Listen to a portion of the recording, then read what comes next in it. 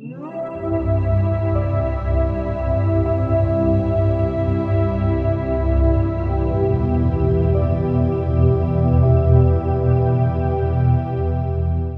taking this privilege, a pleasure to introduce Dr.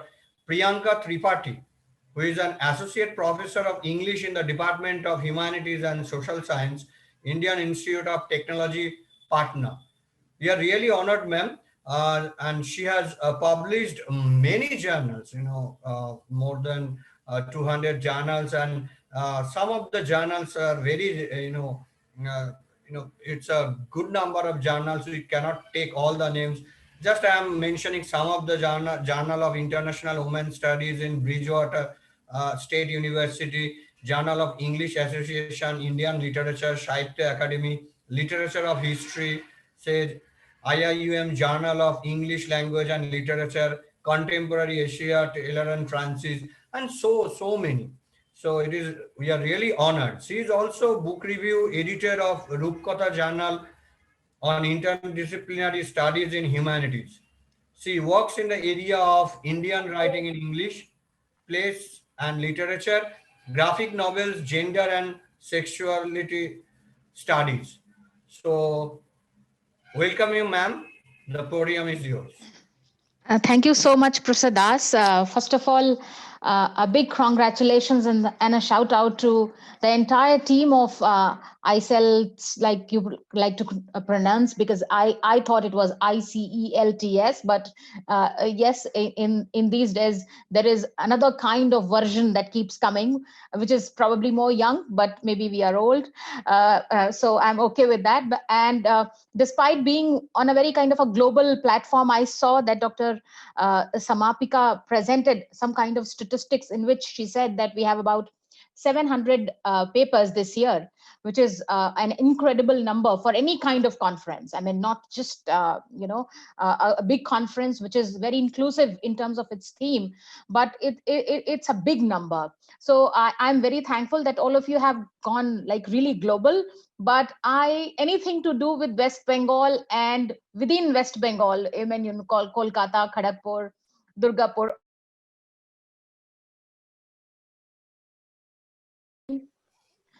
Yes. So anything to do with Bengal reminds me of my days at IIT Kharagpur. I did my PhD there. And so anything that brings me back to Bengal, I always like. So before I begin, I am thankful to everybody who is part of this, and especially Dr. Das, Dr. Moshami Pal, Dr. Tiyesh, Dr. Ria, Dr. Samapika, and Dr. Abhishektika, and Dr. Shami, who I just listened for the past like 35 minutes. I will be talking about something which is part of communication. It is Delheim's ethnography of communication. And generally, whenever I talk, I try to kind of give it a scope where there is a kind of a caveat for created, and there is a possibility of more research into that. So in that direction, I'm going to talk about socio-cultural interactions, a study of Delheim's ethnography of communication. So it is acknowledged that having a true ability in a language is not only a matter of having a command over the grammar, but also of having a spontaneous understanding of certain social norms. Delheims, a famous anthropologist, propagated this idea and was instrumental in establishing the fact that linguistics only analyzes grammatical patterning. So, being able to analyze phonemes and morphemes, etc., was interesting but incomplete, because he observed that the way people use language, or what people use speaking for, differs from culture to culture. In especially context like India, which is so diverse in terms of language and culture, this kind of model becomes very pertinent, because any kind of language based study you take up, probably this could be an ideal model to serve. For Himes, linguistics ought to be about language use as much as about the grammatical essence of language. And this ended up being a formal paradigm for his introduction to the technical term that is ethnography of communication. What Himes was pointing at was that the way people use language is vastly different from place to place. For example, there is a district in a Kalahari desert in South Africa, and the people here are called Kung, and they have a very harsh kind of lifestyle, and that is the outcome of certain traits which the condition, the environment surroundings that they are part of, that is how they get conditioned into this kind of harsh lifestyle. They know that the natural atmosphere from them is not friendly, as they have to struggle with very hard circumstances for each and everything. That is why they do not want any man-made atmosphere. So when we talk about speaking, for instance, it is supposedly uh, assumed or presumed that it is a man-made or human beings made atmosphere. The kind of escalation which leads to boil over is looked down upon. Hence, among them, there is no such thing as arguments in an open way. As soon as there seems to be any kind of disagreement brewing, a very set kind of speech and a very set kind of exchange is used to resolve dispute. What these means kung fu people, when they are like hungry, and that happens a lot because these people rely on hunting to eat, and rely on many occasions, one is just not going to find anything to eat. There is a kind of a trance like speech that go into to indicate that they are hungry.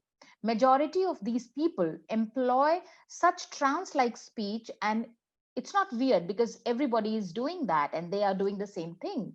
And that is why they don't utter words like I am hungry. One of the reasons possibly in this context would be why they don't utter such words is because it would become repetitive, and that would not only annoy others who are hungry too, but also it would demoralize the entire community. There is another example that I take from Timor, which is quite a small place in South Asia. It has many languages. Amongst its many languages used in this region, there is one particular language that I want to give example of. It's called Roti. The people speaking this language are very talkative people, and for them, silence is a disturbing phenomena. Silence to them is synonymous with something wrong or unpleasant. Some other examples that can be cited in this context are of Western Apache, which is in Arizona, USA, who are basically very reserved in their interaction with strangers, or Danes, people in Denmark, who are extremely comfortable with silence in the sense that they can sit around and not speak anything for longer periods of time.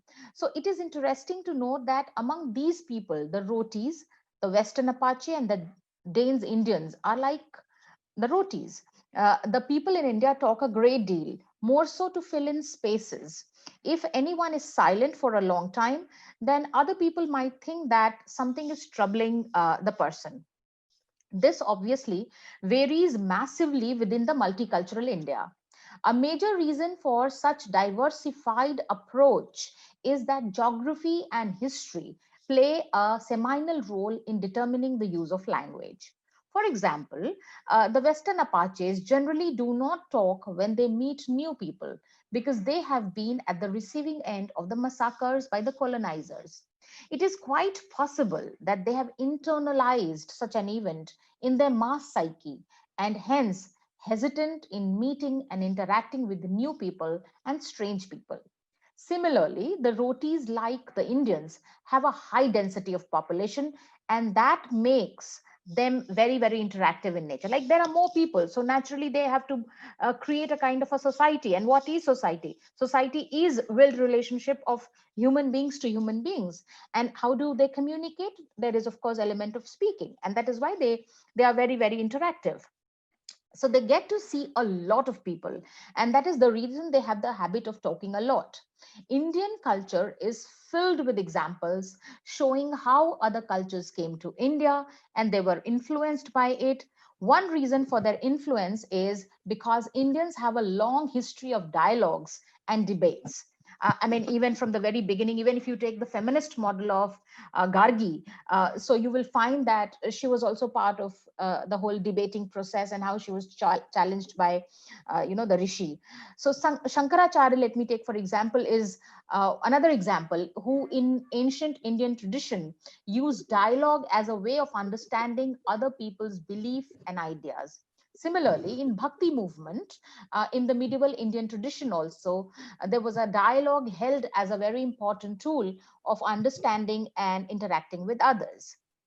So another very important aspect of culture that reflects variations in their treatment of language is the space in which questions and requests take place. Now, these are two aspects of our communication that happen almost on a day-to-day basis, and with a little tonal variation, probably there can be a difference in terms of what we want to say and how kind of it changes the equation.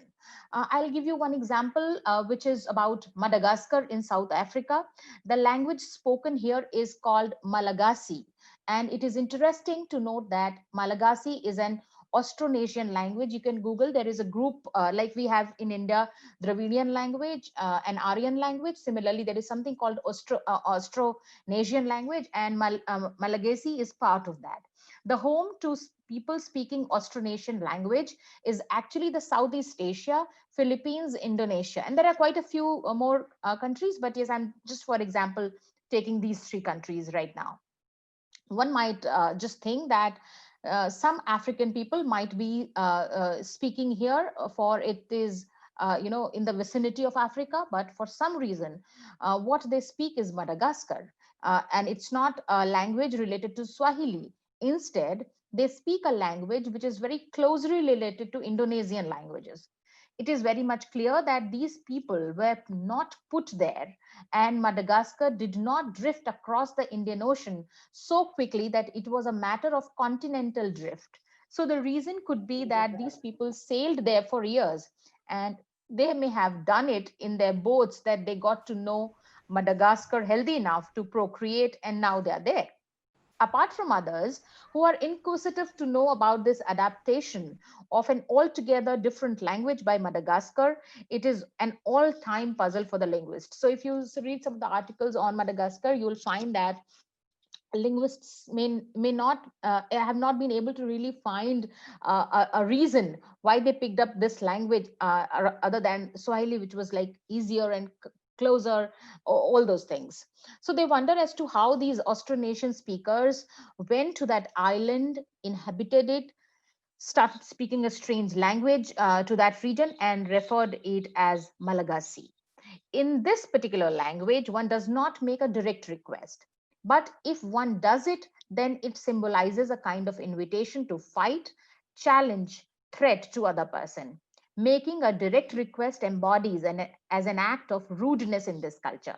For example, if one were to make a statement like open the door, it is grammatically correct. And I mean, if we talk about India, we have been using it all this while because we learned it from the British. But culturally, it is not acceptable in that social context because in their context, direct request is such a no-no. People somehow of that culture think that they are being commanded to do so. So when you say open the door, they might as well think that somebody is commanding them. So they try to kind of change the sequence or and add a few words. So instead of saying open the door, they say go and open the door. They can say let the door be opened. So like that, the mentioning of the person is too direct for them. For some cultures, it may appear abnormal, but for them, it is very natural. That is how things happen in Malagasy.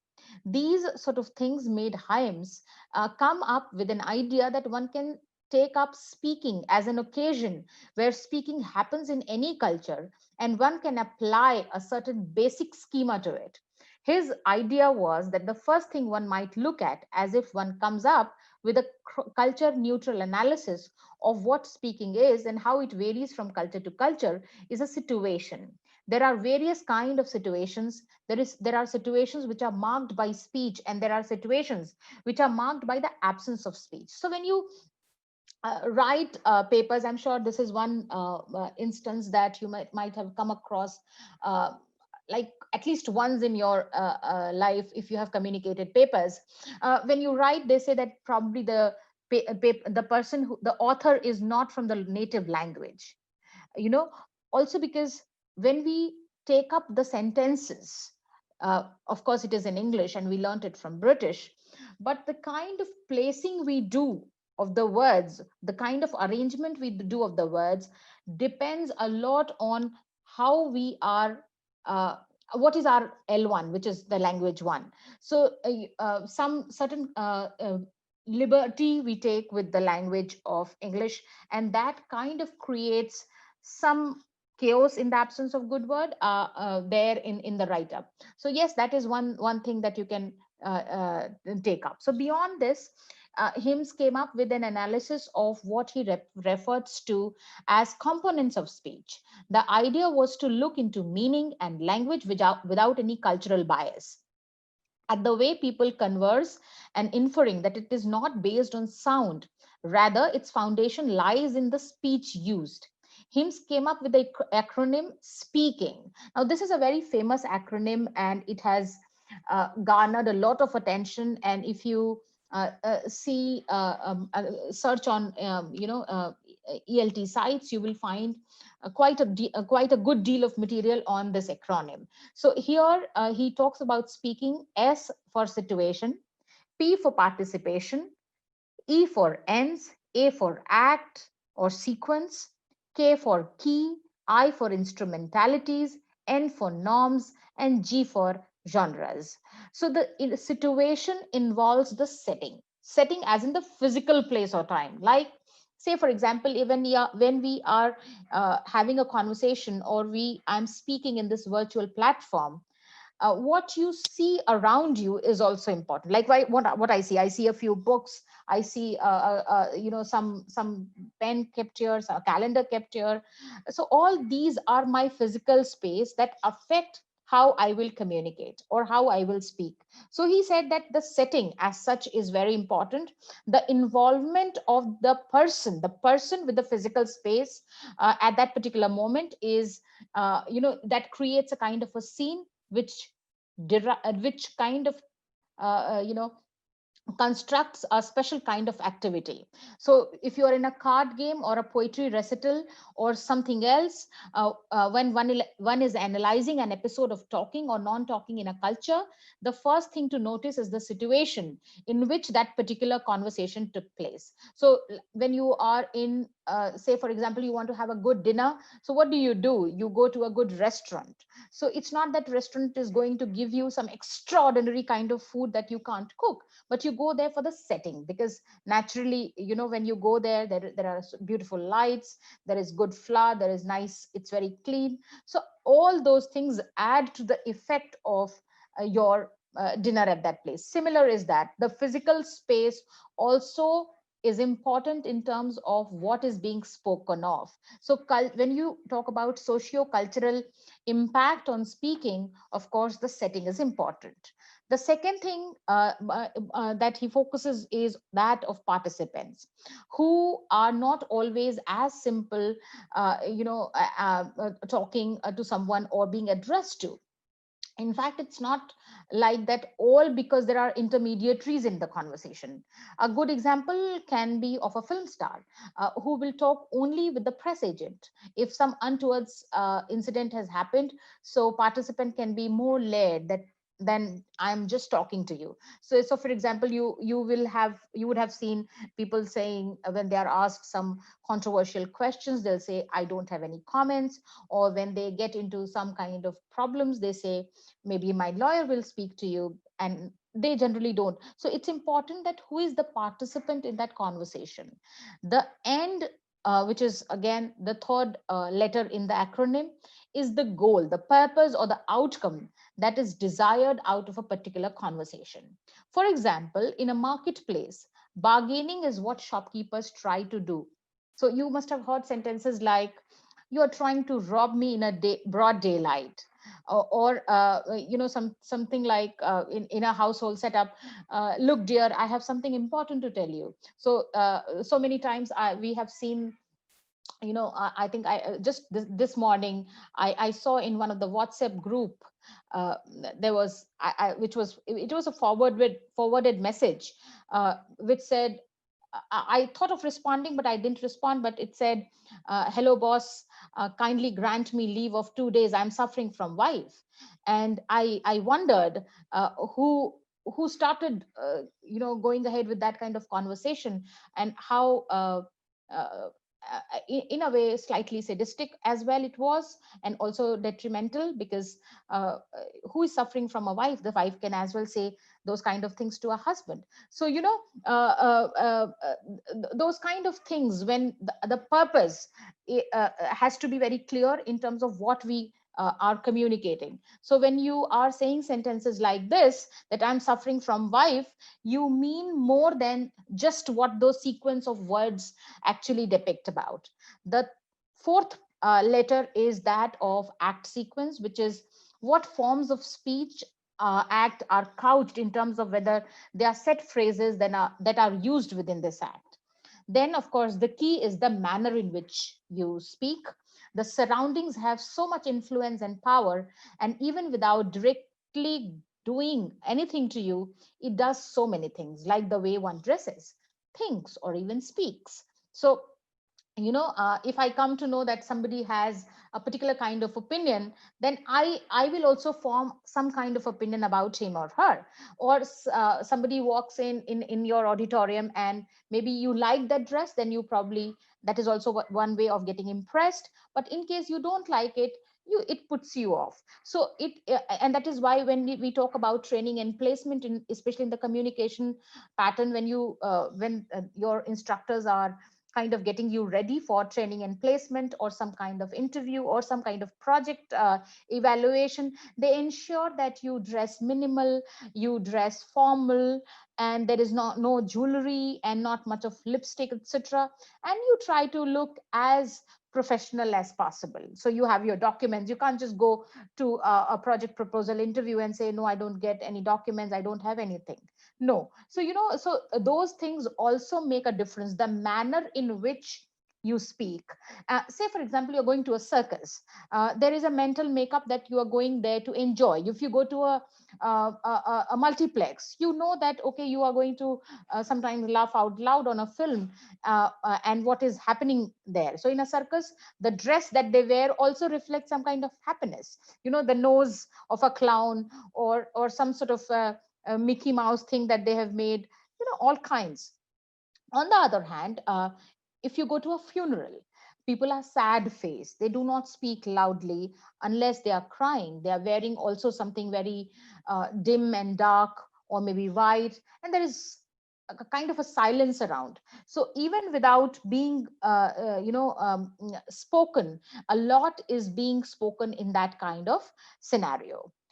The I stands for instrumentalities, which is the channel of communication.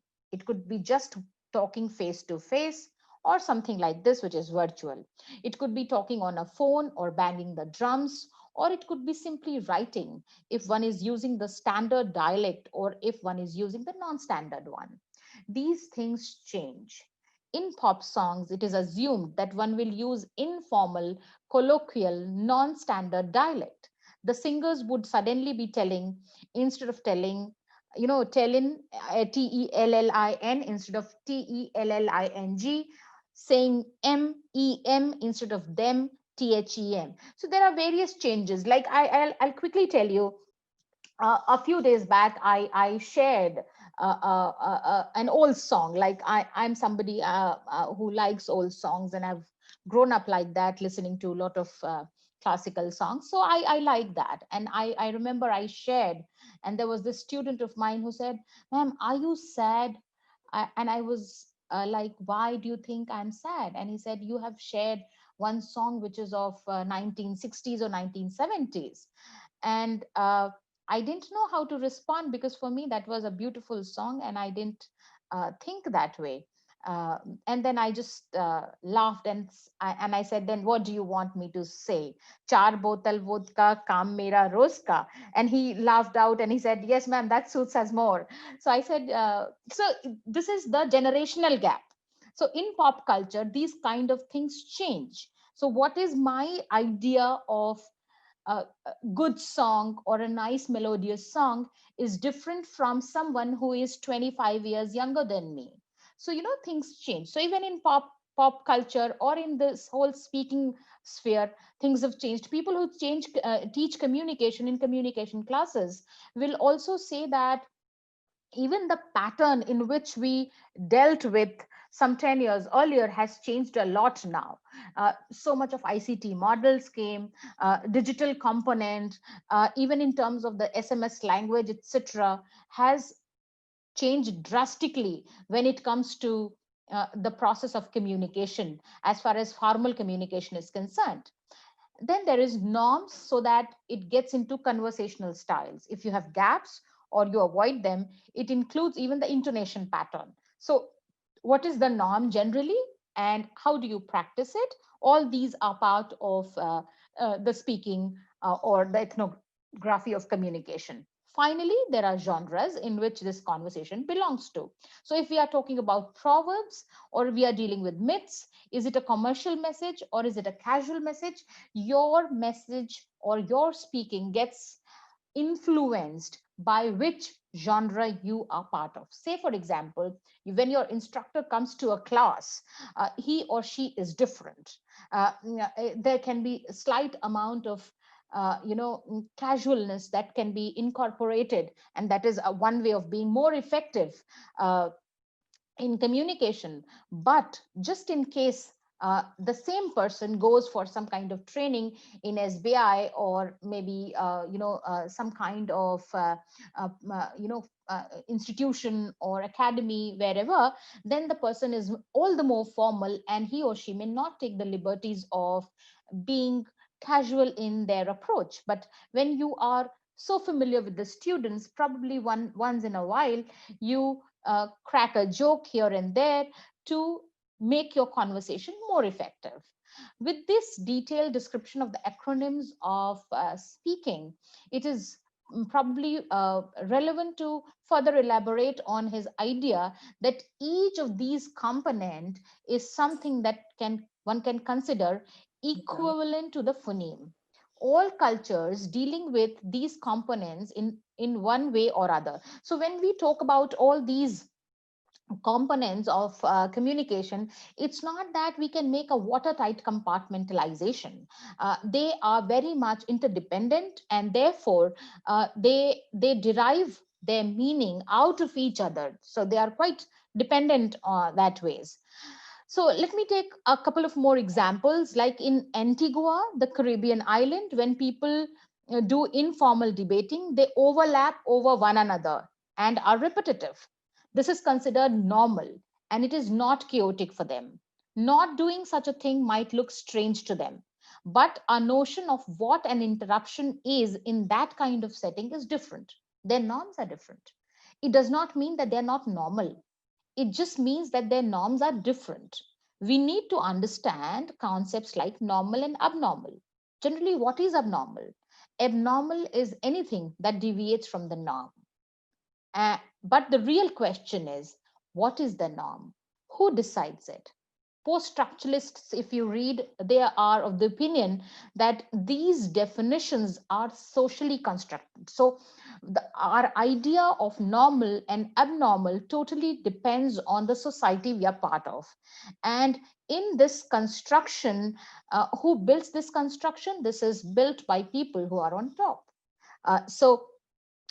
Those who hold power and authority, they construct and spread a definition, and soon it becomes a kind of a meaning at the cost of killing other definitions. So in case of norms as to what is normal and what is abnormal, those who have power, they have defined and spread the norms according to their own vantage point of view. And that is why, when we discuss so many episodes of history, we find that something that was normal a few years back or a few centuries back is not normal now. So like in 1900s or so, sati was absolutely normal, but you can't think even of sati right now. It's unimaginable. So girl education, for that matter, or for that matter even in terms of communication, who would have thought that there would be PowerPoints and some kind of animation coming in your communication? Who would have imagined communication classes using different kind of props. So of course, even these communication classes, ELT based communication classes, have drastically changed for the good. So let me take another example. In the case of Panama, which is in Central America, there is a Native American culture called the Cuna. And every few days, the people there listen to a speech there by their chief who discusses politics, history, and religion, just like we have Man Ki Baat. During the course of his speaking, there has to be a responder, which is called apin sui, and responder keeps saying, "So it is, take heed." That has to be there. The chief can't give much if there is no one to respond to in that particular way. So you understand the process of communication, where there is a kind of a sender who encodes, there is an ideation, there is an encoding process that takes place, transmission, and the decoding and the feedback. So if there is no feedback, the sender will not be able to have a constant new idea to encode and further transmit. And therefore, there is one person responder, like I said, Epinsuit, who keep on responding, so it is, like that. And that gives the reason, for the chief to go on, because he thinks that probably that is a kind of appreciation of people.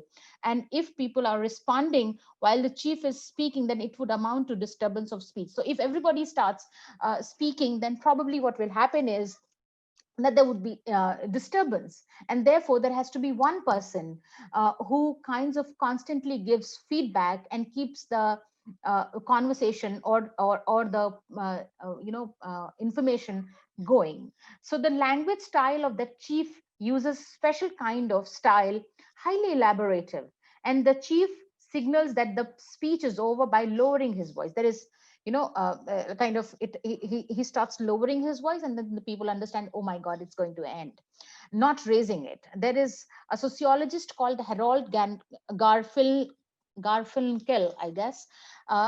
He, in fact, on a similar line of hymns, he founded the field of ethnomethodology, which focuses on how people interpret events and conversations through their experiences and expectations. A fundamental aspect of this interpretative ability is that it is developed by participation in a particular society, within particular context and with certain events. So language is recognized as a key medium through which such interpretation is actually achieved. In a series of experiments, Garfinkel had his students do some really interesting research to show how much we rely on social consensus to make meaning of our conversation. What he wanted to do was to examine what happens when we don't adhere to expectations that we bring to conversations. As an anthropologist, Heems was extremely interested in the connection between language and society. He wanted to look not just the grammatical system, but at a whole range of other types of competencies about how, when, and where we use language. The ethnographic approach that was pioneered by Hims sought to understand the social and cultural knowledge and the values that underlie how we use language in social situations of a variety of types. And by drawing on insights of this approach, we can now better understand how members of different speech community learn to communicate and how situational factors are constitutive of speech even itself. Likewise, the work of hymns and other gave us very useful tool for exploring cross-cultural communication, because it is keenly sensitive to the fact that cultures will vary on how they value and perform on different aspects of talk. So I'll give you one very useful example now, because all of us are getting part of this global, the world has shrunk, like many management gurus will say, and we are part of this global village.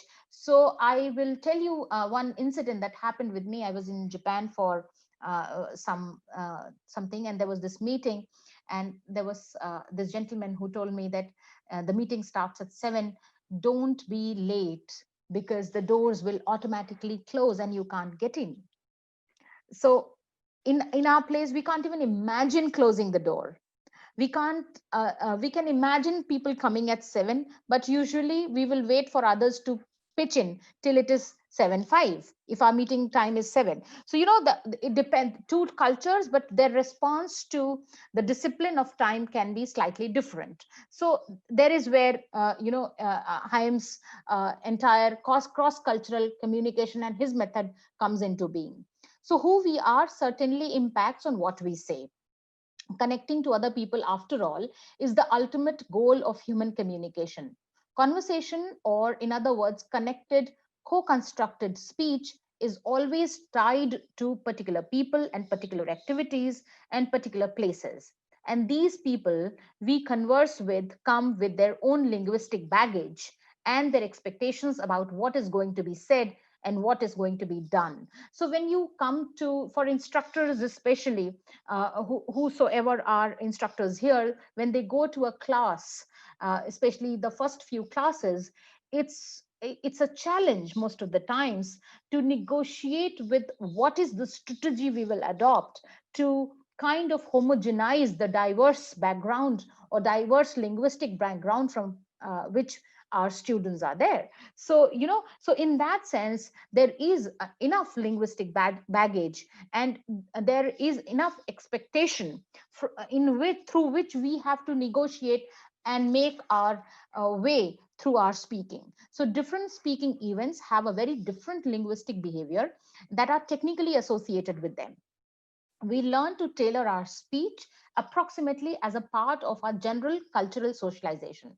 Now, when we talk about cultural socialization, means that in context of most of us who are English language trainers, we go to a class, and despite the students saying that probably we are not following what you say, we make them, we give them some more time, we give them some more assignments, we try to kind of facilitate them with some more patterns of learning the language. But bottom line is that we don't change our cultural setup, which basically instructs us to develop the English language proficiency for these students. So in turn, what happens, this creates a kind of a sustainable linguistic organization of specific speech, and that becomes kind of normal by other members of that society.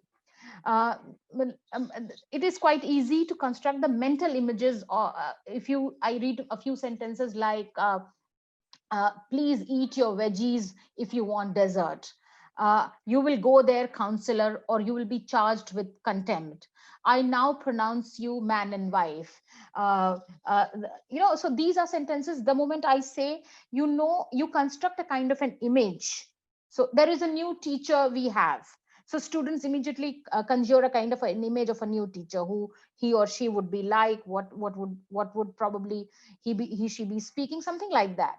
So even if I out of context, one gets a clear sense of the event, the setting, and the participants that would appropriate for each of these. The first sentence is in the court, second in a family setting, maybe by a mother, or third by a priest. Now all of you know that these are three sentences that I spoke. All of these sentences are part of our learned language routines. Nobody taught us that when you say, I pronounce you as man and wife, or for that matter, in our context, if we talk about the Sat Feras, the moment you say Sat Feras, nobody taught us Sat Feras. But we know the moment it is Sat Feras, it is about the marriage. So we just don't know how to construct such sentences. We also know that what context and events they typically describe. We use this information to interact and engage as members of a society.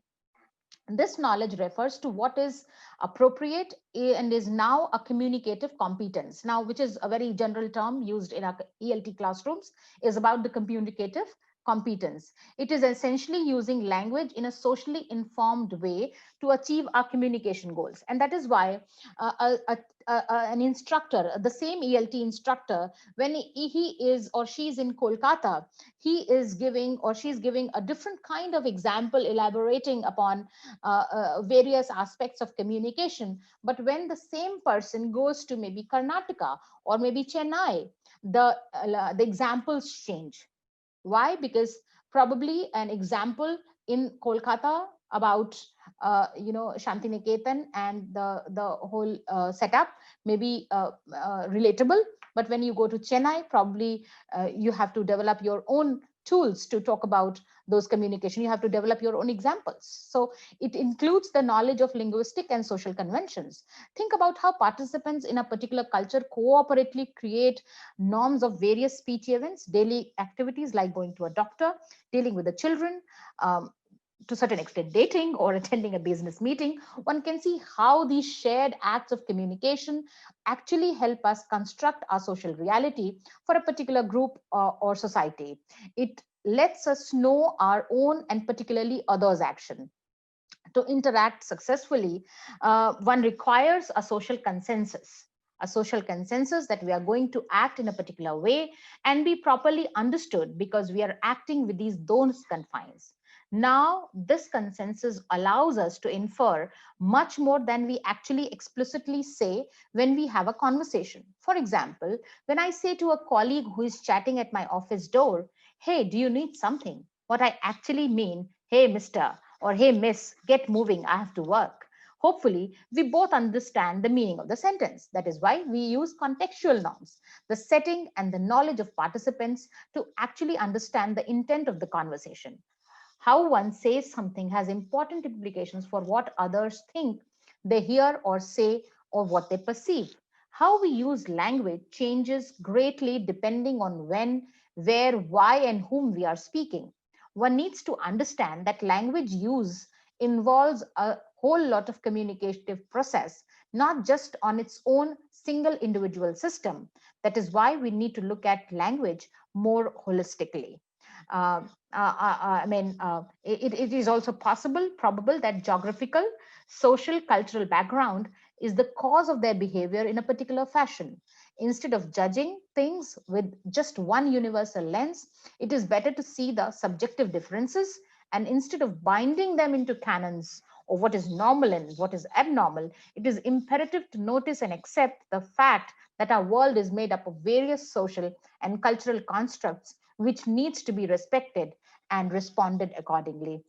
Thank you so much. Thank you so much, ma'am, for such a beautiful talk. This session is open for question now. First of all, this is Abhishekta here.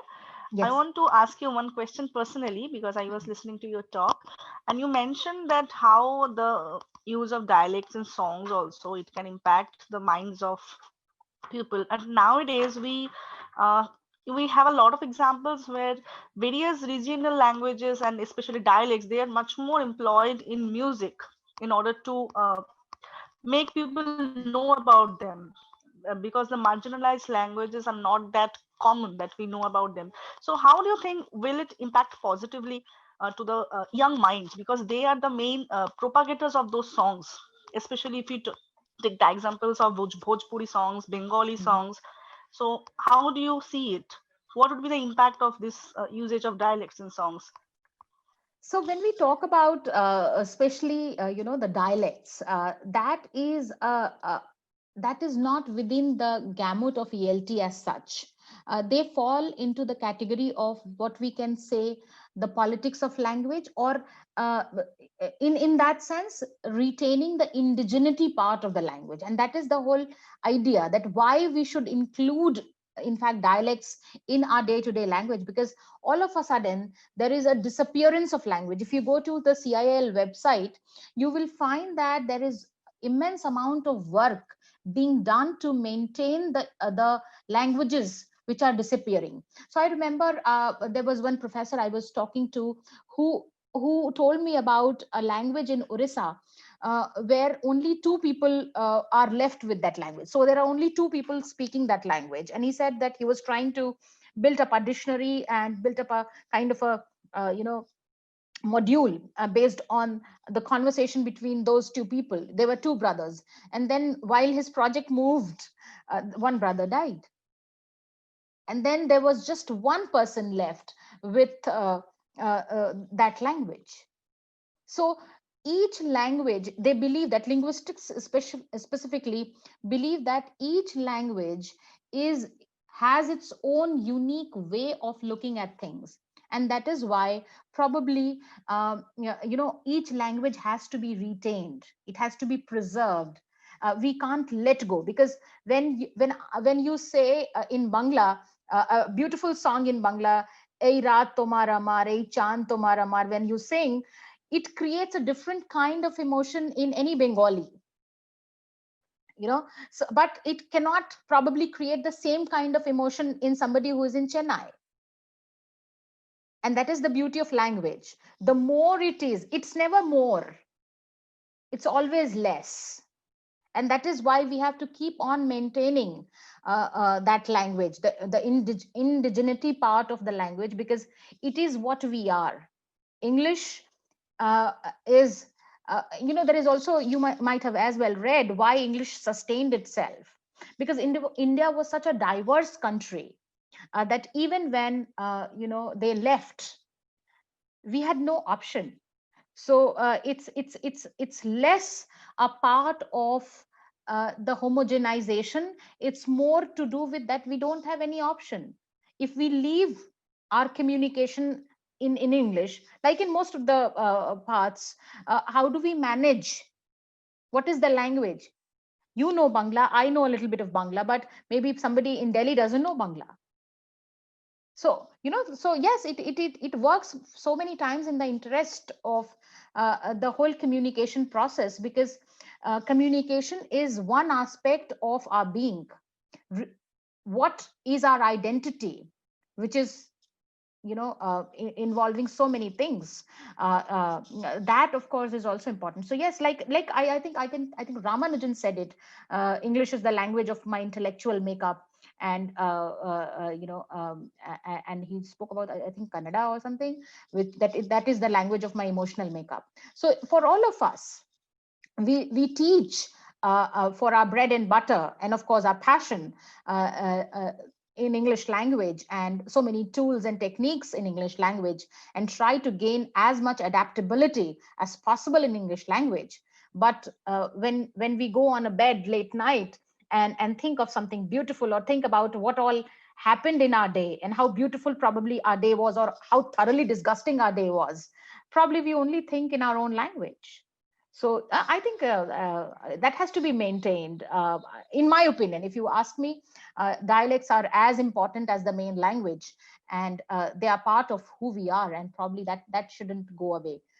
And each language has its beauty. Like if I'm thoroughly disgusted with somebody, I know that there are certain Hindi phrases only that I can speak.